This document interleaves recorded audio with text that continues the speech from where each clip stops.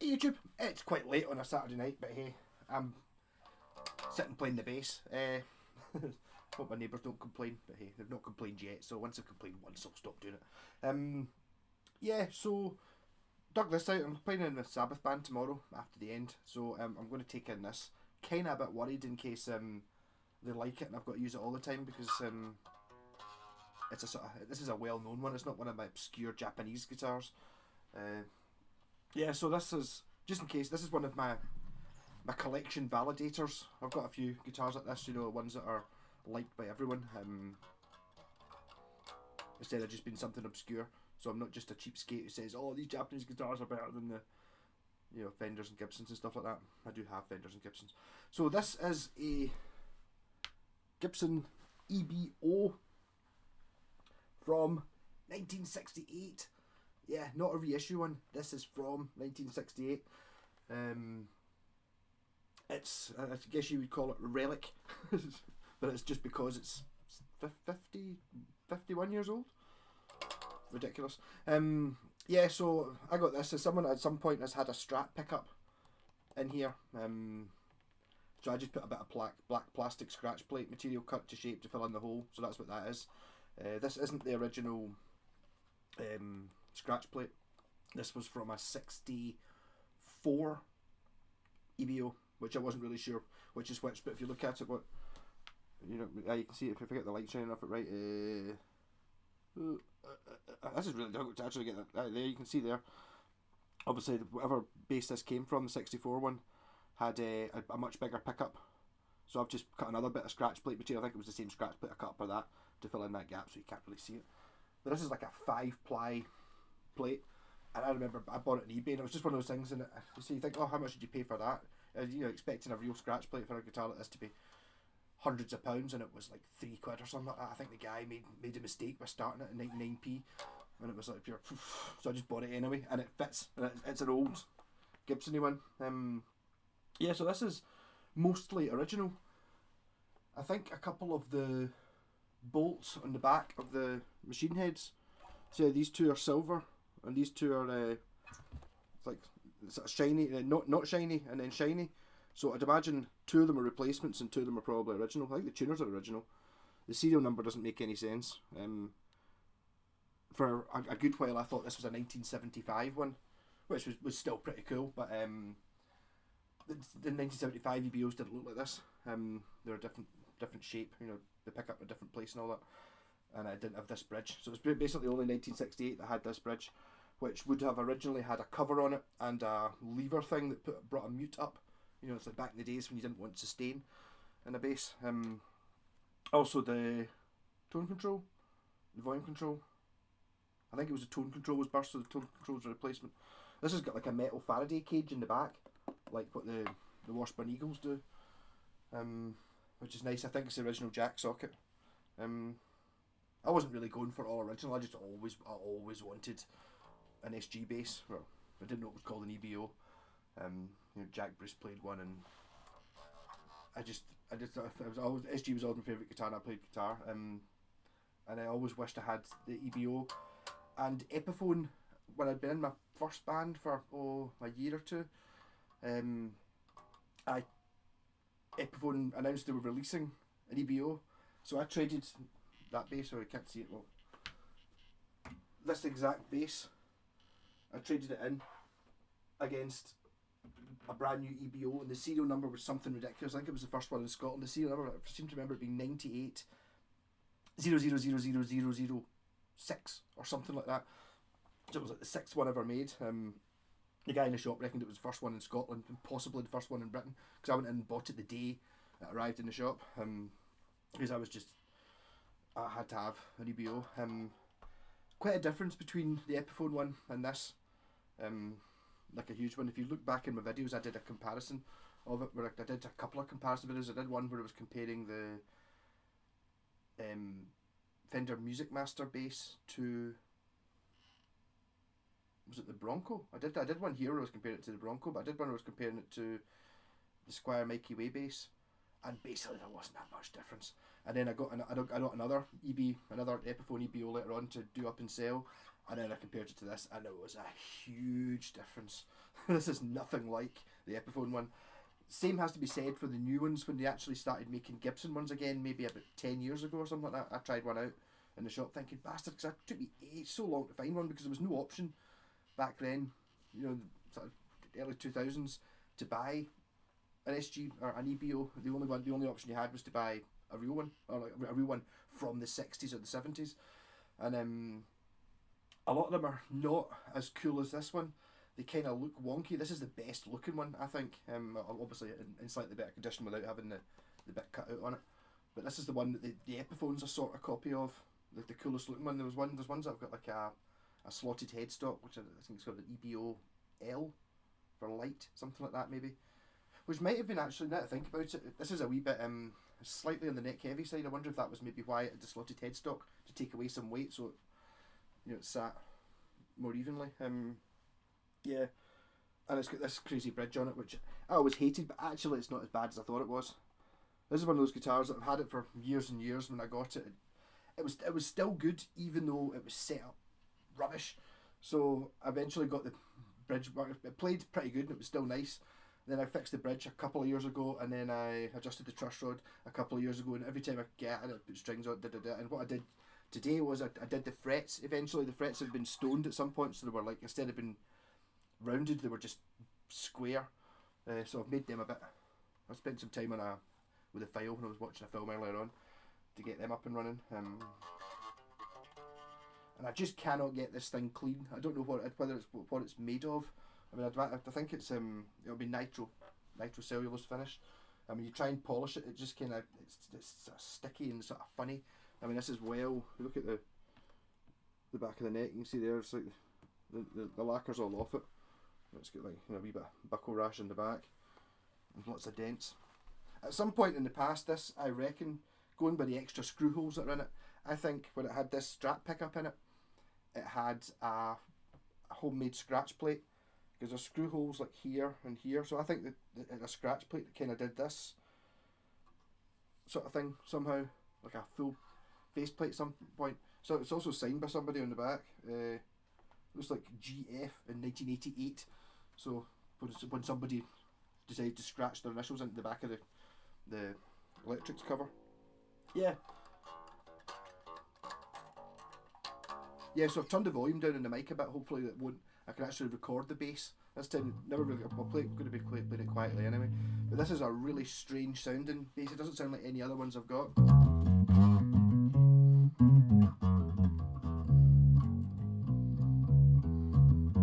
And the tone control's got a crazy.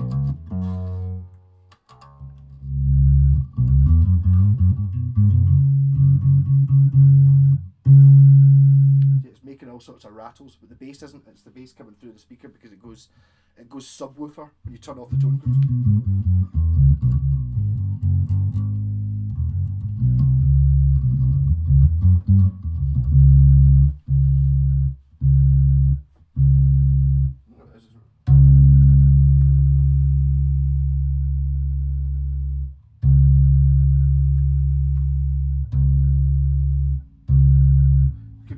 Rattling. It's so bassy, it's rattling something against the wall though. It's not actually coming out the bass.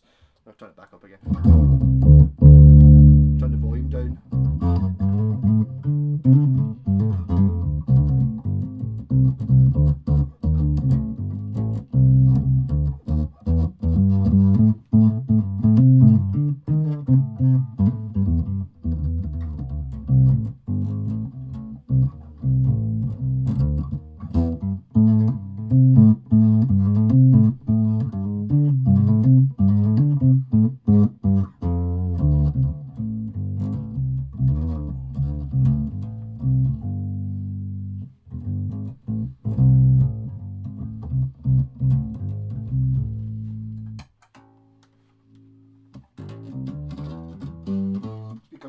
Amp now, rather than playing through that bass amp, which there's something wrong with the volume control on that bass amp. It doesn't go all the way down to 0, so that's the volume at 0 and it's pretty loud.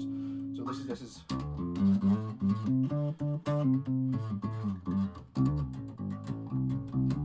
mind you, it doesn't sound as bassy as it. Whoa.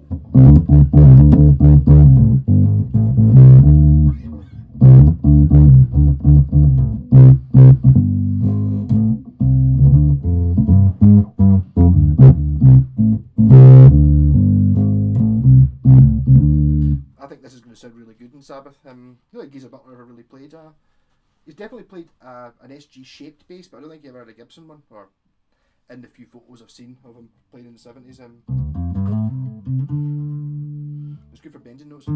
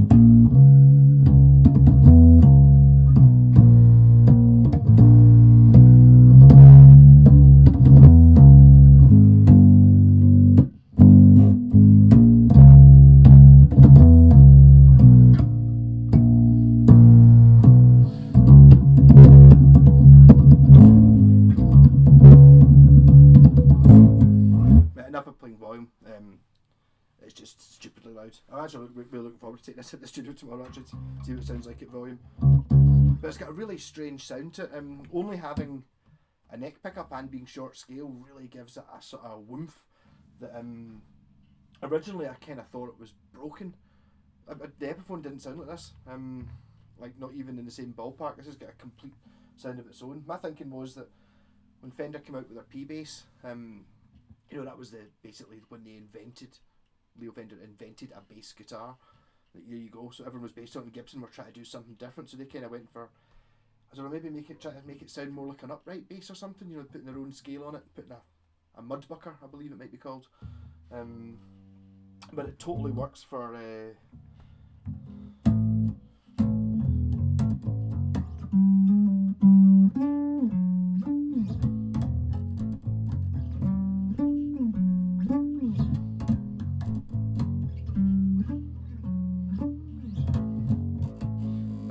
It's that sound.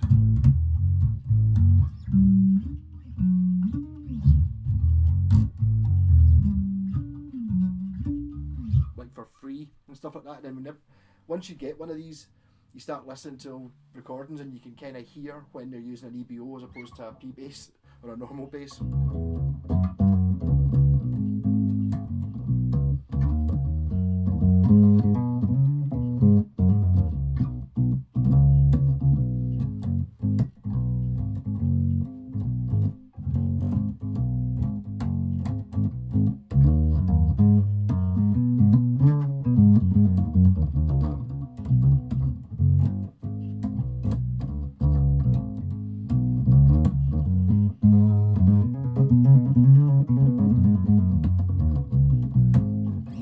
Going back to old guitars that I've not played for a while, and just like having learnt how to, I do feel sorry for someone who bought a guitar off me 5 years ago because it had been set up with what I knew 5 years ago, whereas now I kind of know what I'm doing an awful lot more. So every time I bring these things out and I've not played it for a couple of years, it's like, oh, this one I tightened the truss rod too much, and it was just buzzing a little bit. Now and then the frets were a bit out now because I've got proper fret files and stuff. I've done a wee work on them and it's just playing amazing. It's great fun. I really like this.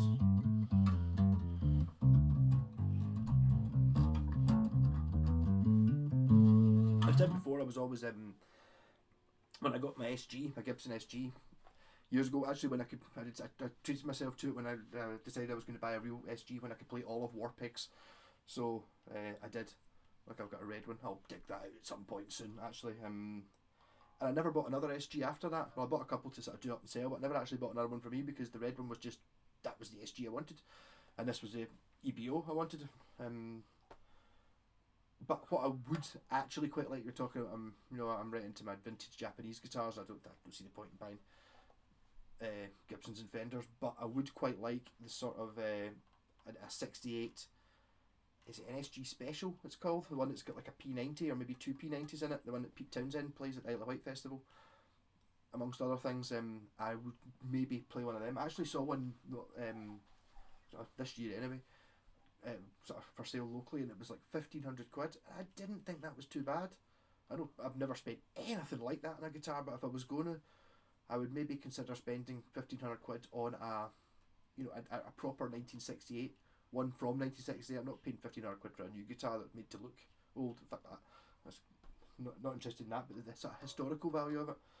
Because when I was looking at it, that's like less than you would pay for a new Les Paul, or like a 10-year-old Les Paul, and you're like, why would you not want an actual 60s SG, well, the history that comes with it, because it does have a bit of a sort of aura about it. It's like when it's got a sort of woo, just because it's so old. I mean, I don't have anything quite as old as this, but this is like, it's not only is it old, it's old and it's a desirable one. It's probably pretty much been a desirable thing since it was made, you know what I mean? I mean, the Stones were so in '68, Stones were doing Jumpin' Jack Flash and that. So this predates Black Sabbath. It's like Beatles were still going.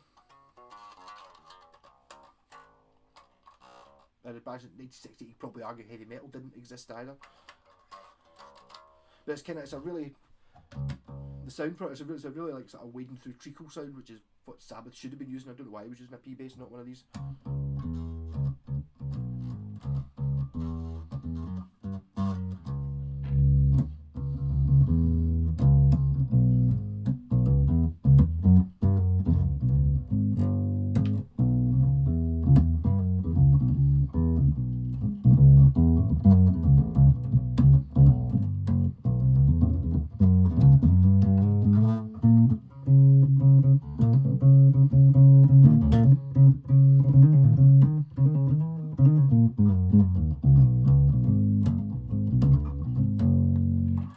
So this, since I've had it, I must have had it since 2002. Something like that. Maybe 2001. So I've had it nearly 20 years, and this was meant to come to me. But I've never actually played bass in a band with it, because I was playing bass. I remember buying it after I'd left, after split the last sort of big band I was in. Blind Doug. I didn't have it in that, otherwise I would have used it. So I had it kind of after I'd left bands, so I've never actually used it properly, which is a shame. But it kind of fell. I actually heard that I bought it off Jimmy Moon, who is a famous guitar builder, luthier in Glasgow. He used to be on the south side, just at I can't remember what the park's called, Pollockshaw's Park, Pollockshaw's out there. Apparently he's retired and moved to Arran, but he was a lovely guy. He's a crazy guy. A lot of people didn't like him. Were saying that, Jimmy Moon, and it was like, I went in and he was incredibly sarcastic, and so was I. So we just got on like that immediately, and I think that partly because I was laughing about them. I actually remember I went in with an Ibanez that had a big hole. It was an Ibanez Destroyer that the tremolo had been ripped out of. The bit where it was held in, and I was like, and goes up here. What can I do with this? And I was like, up here, and don't tell me to put it in the bin. And his immediate reaction, he just laughed. His immediate reaction was, I was going to say put it in the fire, but okay. And then he got me a bit of wood and told me how to fix it. But it was just like that kind of, we had a rapport almost immediately. And I went in to get my Schecter P bass. I bought a Schecter P bass that was the frets were completely gone on it. Well, they were completely gone behind those notes on the A string. That was it. They were completely. Those notes didn't make a sound. The rest of it was fine, but it was just like whoever it was had it. It was obviously in a.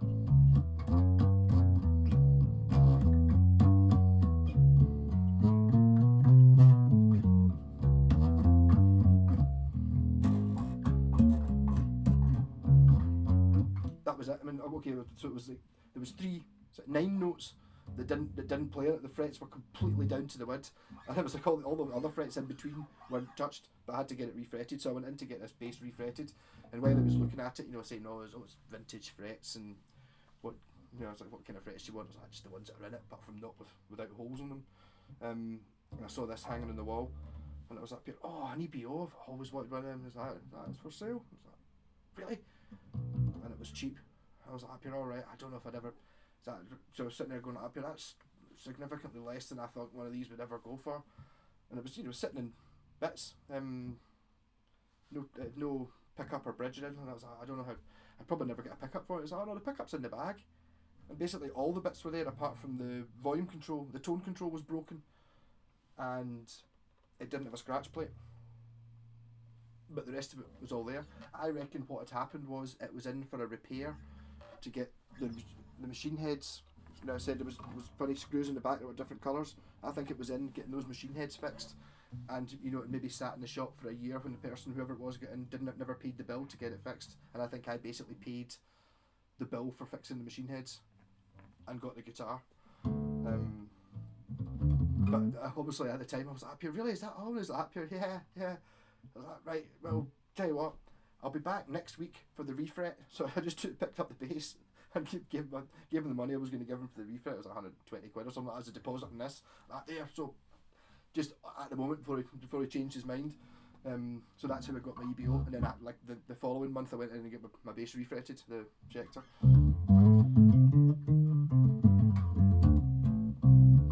It must have been right at the end of the Blind Dug actually, because I remember taking the P bass in to the studio with the band, and was that after the band had finished? We went into the studio a few times just for drinking. It might have been after that, and I remember playing it, and it was just like pure, "What do you want to play?" And it was like pure anything that isn't ADE. So it's like, give me any other. Let's play some songs in F sharp, and it was fine. And then as soon as it was like it was just some notes I just couldn't play on it, but it sounded amazing. I need to dig that out as well, man.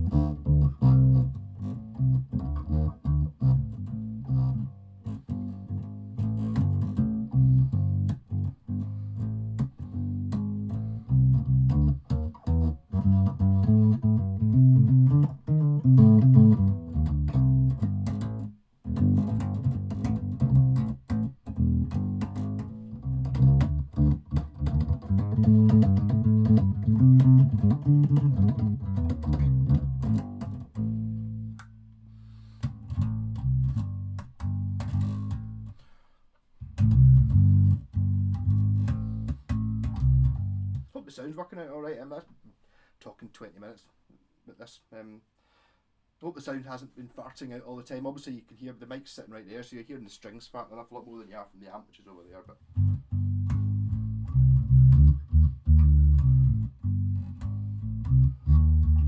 you might just put headphones on or plug it into your stereo to get the sound to come out. It really is subwoofer territory. Kind of hitting the face with a big massive pillow.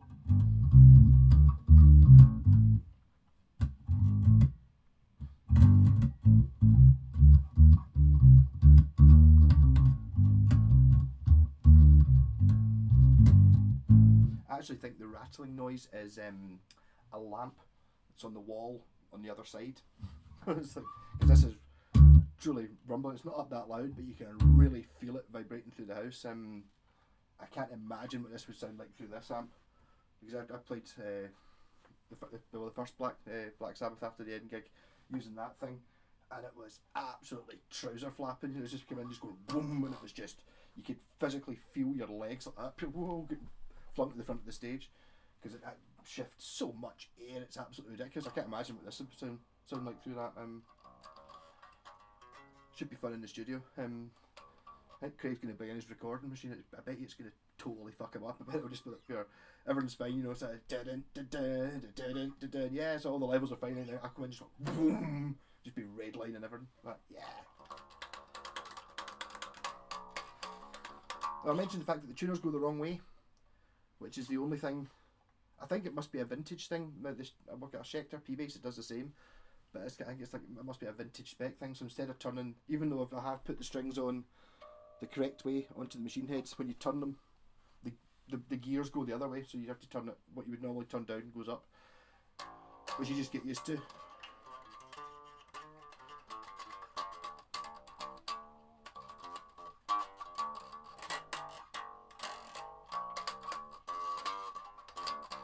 Actually, maybe playing it tomorrow might make it a little bit less sticky. I don't know what's going on. I mean, I was trying to clean the headstock. I took the strings off and I was cleaning the headstock earlier on, and I've never cleaned this since I got it. So I don't know. I mean, some of that dirt could be 50 years old. I don't know. Back in the days when it was probably dead sooty and the air quality wasn't very good, and they were playing in smoky bars and stuff like that. Oh, so it could be smoke damage. No, the smell of it.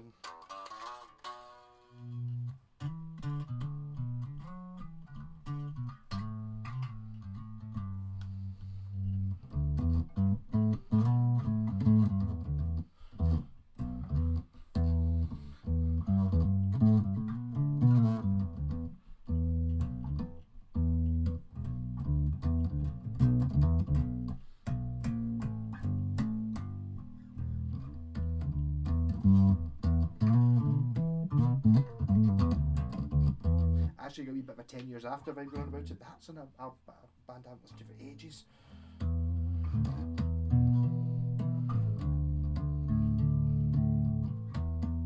Not that this is 10 years after. I can't remember how you play any other songs. If I ever knew.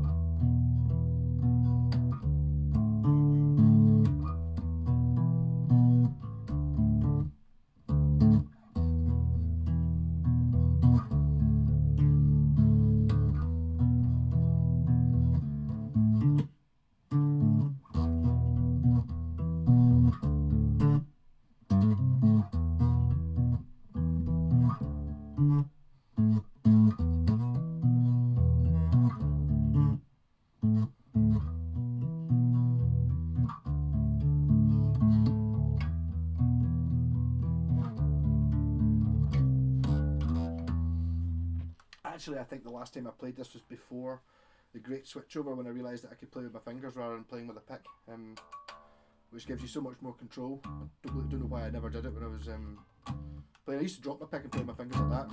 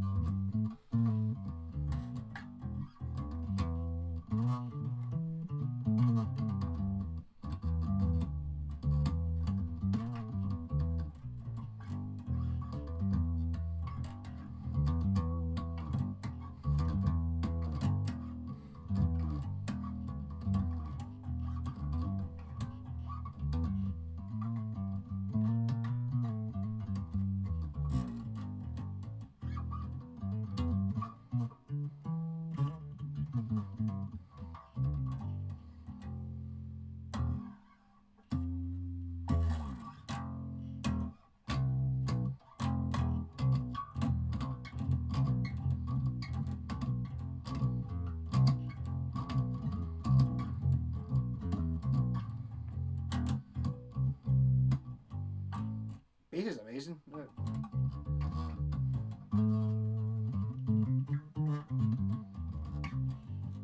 I I think, see, because it's the reason I'm enjoying playing it so much is now, see, because it's so damn woofy and bassy, it sounds, you can play it really quietly, and it sounds like a bass. Generally, you know, a bass you want to be, if you crank it through a big massive amp and all, it sounds brilliant. But this one, see, you can play it in the house because it's so woolly and.